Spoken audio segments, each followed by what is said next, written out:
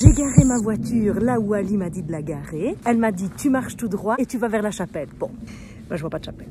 Ah, voilà la petite phrase. Ce qui te barre la route fait faire le chemin. Hein? Oui, ben là ce qui est en train de me barrer la route c'est la pluie déjà. J'ai envie de dire que ce qui barre la route fait quand même toujours chier. C'est pour tout le monde pareil, que tout le monde préfère aller en ligne droite, vous êtes d'accord? C'est humain, enfin regardez ce qu'on fait avec nos GPS. Oui, parfois on hésite entre chemin le plus court ou chemin le plus rapide. Il y a personne qui sélectionne la petite case où il est mis le chemin le plus long. Ça n'a aucun intérêt. On dirait que ça se calme. Allez, on positive, je suis dans la nature, prends une grande bouffée d'air frais, c'est génial. Ah, avance vers la chapelle et réfléchis au sens. Je veux bien, moi, Ali, avancer vers la chapelle, mais je ne la vois pas, ta chapelle. Je ne sais pas pourquoi elle va à tout prix m'envoyer vers cette chapelle. Je vais vivre quoi? Une illumination, une épiphanie? Puis bon, barrer la route, oui, mais faut-il encore voir qu'on vous barre la route? Parfois, les signes ne sont pas spécialement clairs. La vie ne vous envoie pas toujours Gandalf en haut d'un précipice qui fait « Vous ne passerez pas !» Non, j'avance, il n'y a toujours rien. Ah, attendez, je crois que je la vois. Qu'est-ce que c'est que ça? J'ai l'impression d'être dans Pékin Express, sauf que je ne suis pas au soleil. C'est dingue, ça. Regardez. Ah bah là, je peux vous dire que Gandalf est sur son cul. Qu'est-ce qu'elle met? Souris et remercie la vie pour cet obstacle.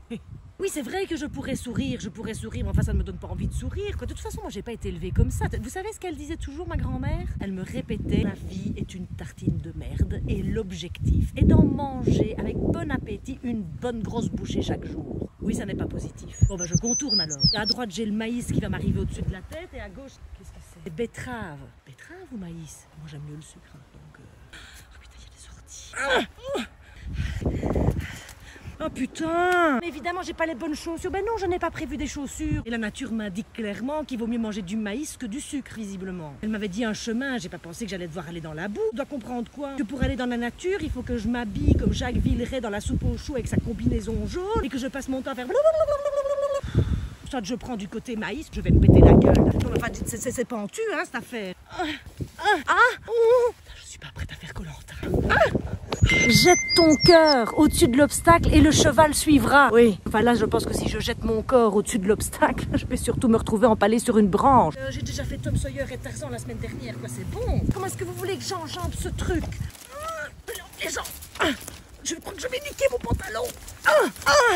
Voilà, je suis dessus. Aïe, c'est quoi le but de ce programme? C'est de m'endurcir. Je me suis toujours demandé comment faisaient les Indiens pour monter à cru. Ça fait super mal. Il paraît qu'il faut détendre son corps et relâcher ses jambes. Ça permet de faire une bonne assiette. Mais enfin là, je peux vous dire que mon assiette, moi, elle est vraiment en porcelaine.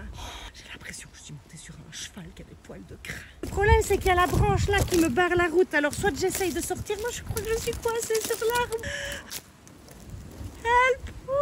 Personne, forcément, on est en pleine campagne. Allez, j'aspire par le nez, je souffle par le nez. En même temps, si je suis montée, il doit y avoir moyen de redescendre. Ça peut bien valoir la peine à cette chapelle. Passer ma jambe. Ça me râpe le cul. J'essaye de changer de côté, peut-être éventuellement de perspective. Il faudrait que je parvienne à atteindre la branche qui est en dessous. Attendez, vous restez avec moi, hein. Vous ne bougez pas. Putain, ma jambe est trop petite. Je ris, mais je ne ris pas. J'ai l'impression d'être Bagheera qui est bloqué dans un arbre. Ça va mal se finir. J'ai un sac coincé. Je vais peut-être devoir lâcher à un moment donné.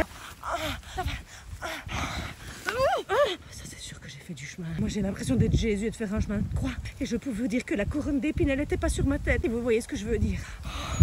Je la vois. Moi, c'est la récompense de tous les efforts. J'ai réussi à surmonter l'obstacle et la vie, ça va être sublime. Ça va être un... Qu'est-ce que c'est que ce truc? C'est dégueulasse. C'est pas une chapelle, c'est un squat. C'est quoi le but? C'est pas ce qu'il faut comprendre.